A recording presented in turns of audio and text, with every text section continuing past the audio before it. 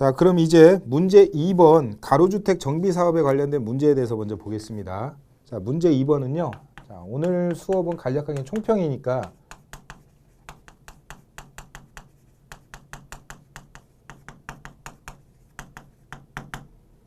자, 가로주택 정비 사업의 전반적인 절차에 대해서 물어봤는데요.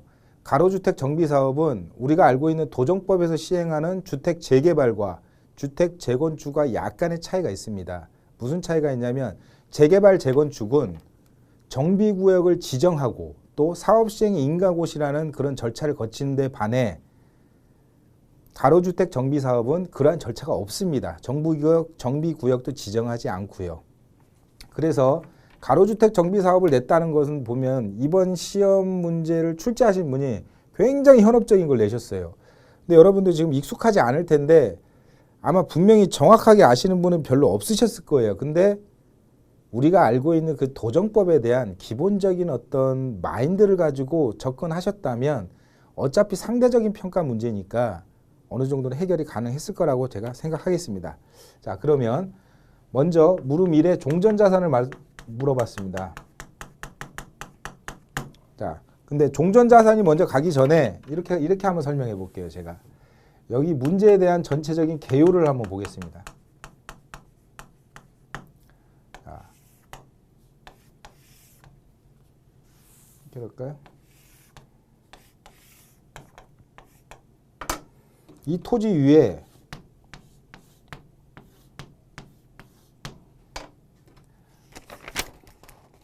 가동과 나동에 이루어진 바로 종전자산이 있습니다. 자, 얘를 하나의 대지 위에 자, 동호수는 저기 종후자산에 지금 명확하게 나오지는 않았는데요. 전부 다 101동이네요. 예, 101동. 101동 해가지고요. 201호, 301호, 401호, 501호 해가지고 대략 9층까지 존재합니다. 9층까지. 자, 이게 종후자산이네요. 지금 이러한 종전자산을 이러한 종후자산으로 지금 바꾸는 가로주택 정비사업에 대한 문제입니다. 자, 이러한 전반적인 그 큰 골자는 이거고요. 그러면 물음 1에서 종전자산은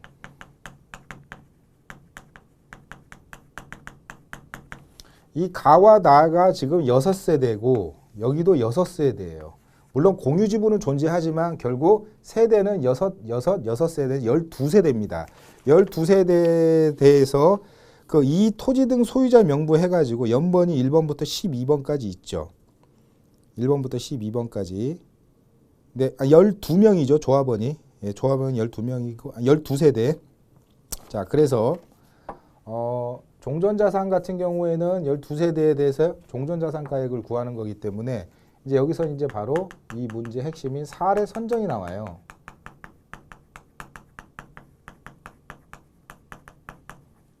자, 답안에서 이제 확인하실 수 있겠지만 사례 선정 및 배제 사유의 기준이 있겠죠. 그럼 여기서 첫 번째 중요한 기준은 뭐냐면 바로 이 종전자산의 기준 시점입니다. 종전자산의 우리가 기준 시점은 자, 여기서 아마 많이 틀리셨을 것 같은데 가로주택 정비사업 같은 경우는 건축심의 통지받는 날입니다. 건축심의를 통지받은 날 요게 기준 시점이 돼가지고 2023년 5월 15일이 기준이 되는 거예요. 그래서 이 날짜를 기준으로 여러분들이 사례를 선정하실 때 거래 사례 1, 2, 3, 4, 5 뭐 여러 가지 사례가 있지만 이 시점을 기준으로 해서 이후는 개발이익 등이 반영됐다라는 그러한 문구를 쓰셔도 되고요. 아니면 이 이전의 가격이 개발이익이 들어가지 않는 적정한 가격이라는 이유로 하셔도 되고요. 이게 하나의 기준점이 되겠죠. 그 다음에 이제 금방 얘기했던 이제 이게 플러스 해가지고 금방 그 개발이익이라는 말이 있었잖아요. 개발이익 이런 등등.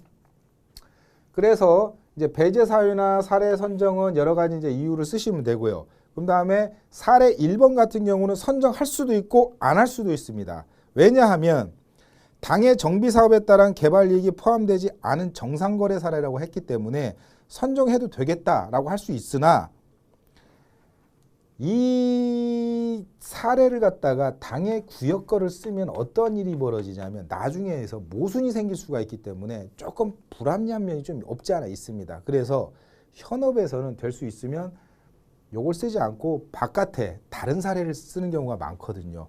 물론 1번을 써도 괜찮습니다. 또한 1번을 써도 왜 괜찮냐면 안 된다는 이유를 뭐라고 얘기할 수 있냐면 주거환경 영향지수가 있는데 거기는 어차피 본건이기 때문에 거래사례 1번은 뭐 안 나온 거죠. 그래서 가장 제가 볼 때는 합리적인 거래 사례는 3번인 것 같아요. 3번. 3번 사례를 이용해 가지고 문제에서 요구하는 외부 요인 써볼까요? 외부 요인 줬죠. 그 다음에 내부 요인, 그 다음에 호별 요인. 호별 요인은 구체적으로 층별 줬고요, 향별 줬고요. 층별, 향별, 형태별, 주거 환경, 영향지수까지 다 줬습니다. 그래서 요걸 고려해 가지고 이제 여기서 시간이 또 많이 걸리셨을 거예요. 왜 그러냐면 지금 대상이 지금 가동 있고 나동이 있는데 가동에 지금 호수가 102호, 그 다음에 똑같이 201호, 202호, 301호. 이 102호 같은 경우는 공유 지분이에요. 그러니까 어차피 종전자산이니까 합쳐도 상관없잖아요. 거래사례 비교법이니까. 그러니까 가동에 6세대, 나동에 똑같이 6세대, 총 12세대. 12세대의 종전자산 가치를 구해야 됩니다. 12세대의 동전자산 가치. 그럼 12세대를 한번 구해 보면요.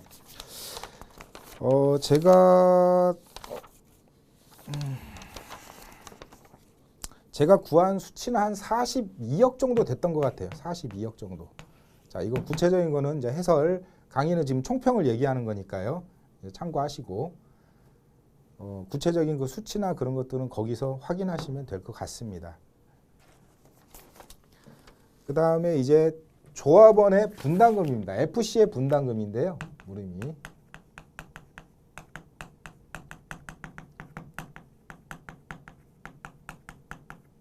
FC 분담금은 지금 FC가 지금 분양을 받는 게 5층 502호를 받겠대요. 뭐 여기라고 하겠습니다. 여기 FC가 여기를 받겠대요. 여기를. 그죠? 그 다음에 FC가 원래 지금 어디에 사는 사람이었냐면 301호에 사시는 분이었어요. 여기 사시는 분이었어요. 여기.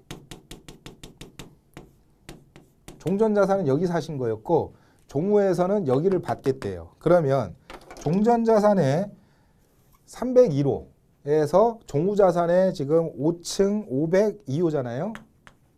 여기에 대한 분담금을 산정해야 되니까 여러분 분담금을 산정하기 위해서는 목차가 어떻게 되죠 여러분? 첫 번째 뭐가 나와야 돼요 여러분? 비례율이 나와야 돼요. 그죠? 그럼 비례율이 어떻게 되죠 여러분? 총 분양 수익에서 총 추정 사업비를 빼고 이거를 종전자산으로 나누면 여기 비례율이 나오지 않습니까? 그죠? 그러면 이 문제에서는 자, 제가 이제 좀 이 문제를 보면서 좀 의문이 가는 게 있습니다. 출제위원께서 어떤 생각으로 이거를 내셨는지는 제가 잘 모르겠어요. 제가 뭐 식견이 짧을 수도 있고요. 뭐 여러 가지 이유가 있겠지만 제 생각은요 이렇습니다. 분명히 자료 8에서 24개호를 줬습니다. 24개호를 줬는데 분명히 자료 8에 종우자산 아파트 감정평가회라고 적혀 있는데 우리가 일반적으로 하는 종우자산은요 조합원 분양가예요. 일반적으로요. 조합원 저는 그렇게 해석을 했는데 그럼 조합원 분양가를 갖다가 24개를 던져줘야 왜냐하면 이 기존에 있는 이 조합원들이 그거를 선택을 한단 말입니다. 그 조합원 분양가로. 그리고 남은 것은 시공사하고 같이 협력을 해서 또는 이제 같이 의논을 해서 일반 분양가를 나중에 결정을 짓는 거예요. 그러면 지금 이 문제의 기본적인 전제는 뭐냐면 종우자산과 즉 조합원 분양가와 일반 분양가가 동일하다는 전제예요. 동일하다는.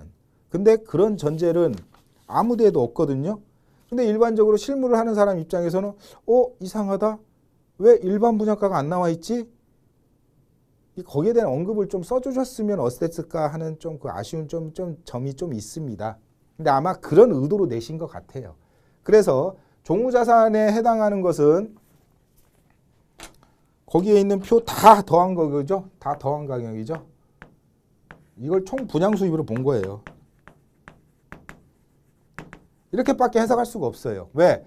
이 중에 반절은 조합원 분양가고 나머지는 일반 분양가인데 일반 분양가에 대한 지금 언급이 없지 않습니까? 이렇게 갈 수밖에 없어요.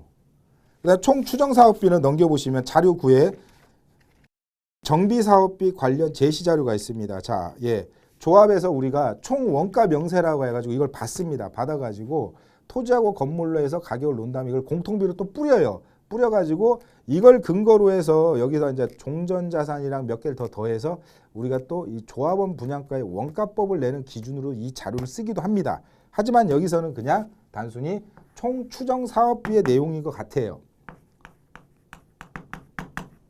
그리고 종전자산 구했던 거 넣으면 제가 계산한 걸로 한 1.1 정도 나오는 것 같습니다.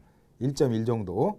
그럼 1.1 정도 나오니까 FC의 권리가액은 이 5층의 아파트 가액이 지금 얼마로 주어졌냐면 대략 4억 5,700이에요. 4억 5,700. 그죠? 마이너스 여기다 쓰겠습니다. 4억 5,700 마이너스 이제 이 사람의 최초의 301호의 종전자산 가치.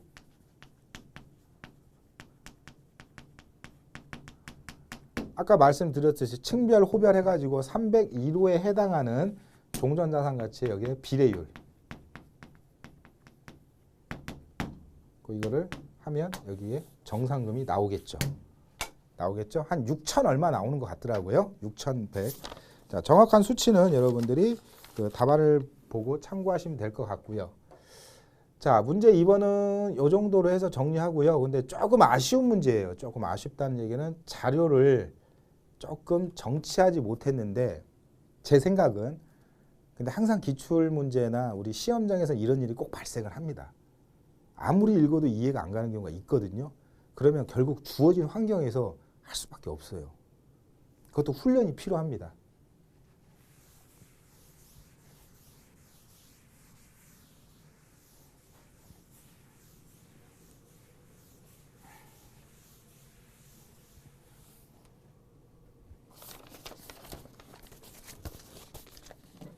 자, 이제 문제 2번을 보겠습니다. 문제 2번을 볼 텐데요. 자, 문제 2번이 아니고 정정하겠습니다. 문제 3번. 문제 3번을 보겠습니다.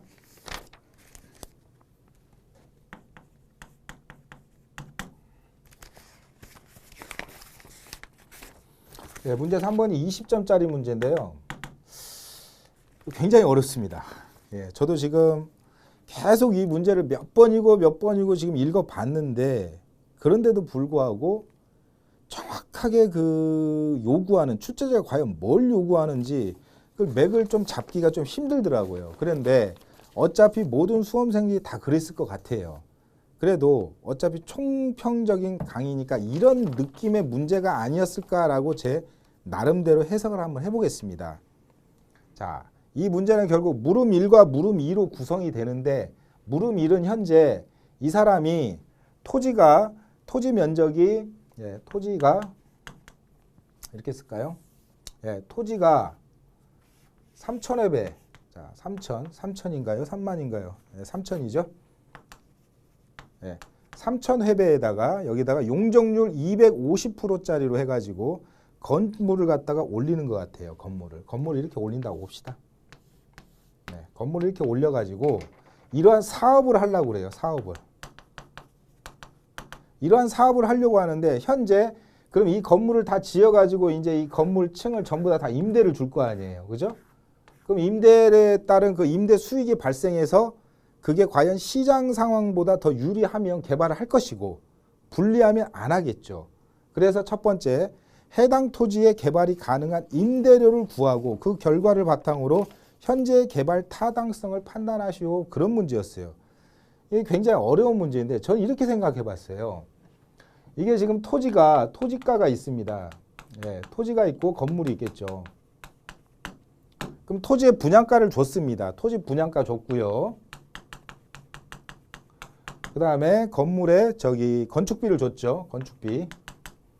건축비라고 하겠습니다. 예, 건축비에 의한 건물. 그 다음에 이제 면적은 토지 면적 곱하기 용적률 250% 하는 수밖에 없겠죠. 그리고 뭐 지하층은 있는지 없는지 모르겠지만 없다고 볼 수밖에 없죠. 왜 그러냐면 자료가 미비하기 때문에. 그래서 건물에서 이 두 개를 합치면 대략 얼마 정도가 나오냐면 315억 정도가 나오죠. 그러면 결국 이 사람의 이거는 뭐예요? 원가예요, 원가. 그 원가를 갖다가 상회를 해야 개발을 할 거 아닙니까? 그죠?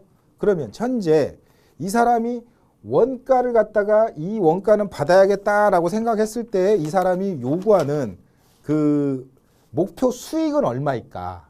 목표 수익을 지금 회배당, 그러니까 이제 우리 임대 면적당, 임대 면적이라고 했습니다.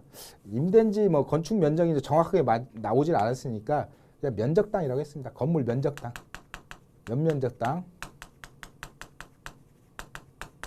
면적당, 전용률 줬죠? 전용률을 전용률을 줬으니까 뭐 이렇게 써볼까요? 그러면 차라리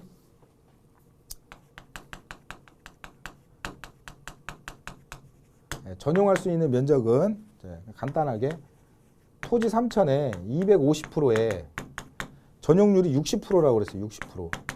여기에 대한 수치가 나오겠죠. 전용 면적. 그러면 내가 이걸 가지고 나의 목표 수익이 얼만데 목표 수익이 나와야 될 거 아니냐. 그럼 목표 수익이 이게 원가죠. 이게 원가. 즉 목표 수익은 제가 이렇게 생각해 봤어요. 원가 이꼬르 뭐 수익이라고 할까요? 원가 이꼬르 수익. 이게 손익분기점이잖아요. 즉 손익분기점. 원가하고 이 정도는 같아야 그래도 뭔가 할 거 아닙니까? 이걸 상회해야 되니까. 그죠? 그래서 원가를 315억을 놔둬보고요. 그냥 참고 마세요. 315억으로 놓고 이걸 X로 놨습니다. X. 그리고 이걸 4,500회배로. 이거 4,500 나올 거예요. 그럼 이 X가 나오겠죠. 얼마가? 이게 목표 회배당 수익이에요.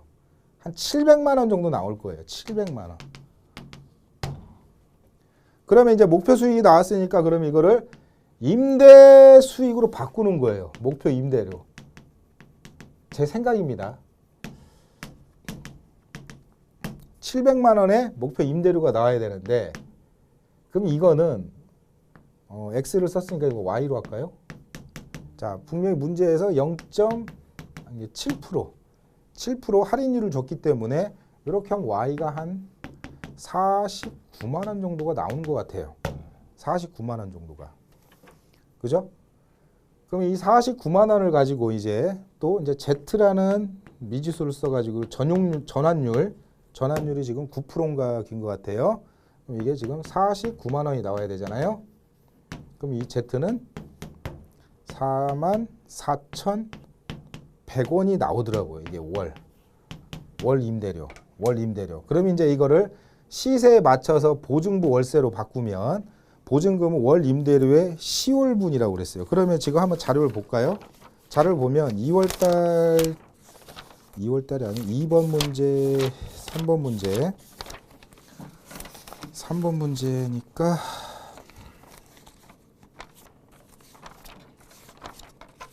시장 임대료가 여기 있군요.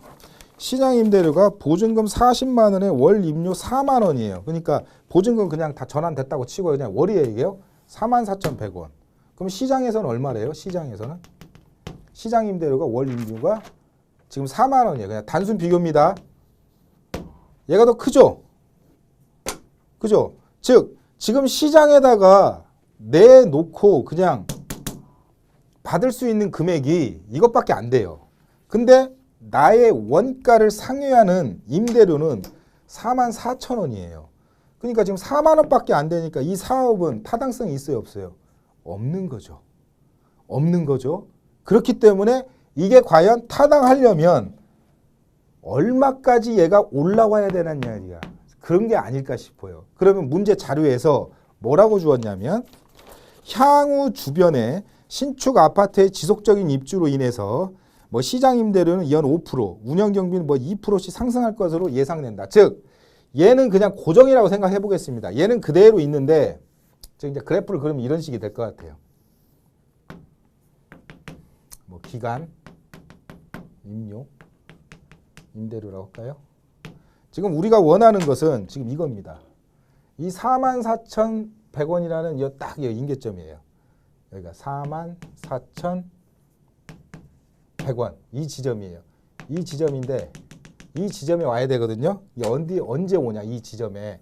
그럼 지금 임대료가 4만 원 수준이니까 지금 이게 기간이에요 이제. 그래서 할인율을 준 것 같아요.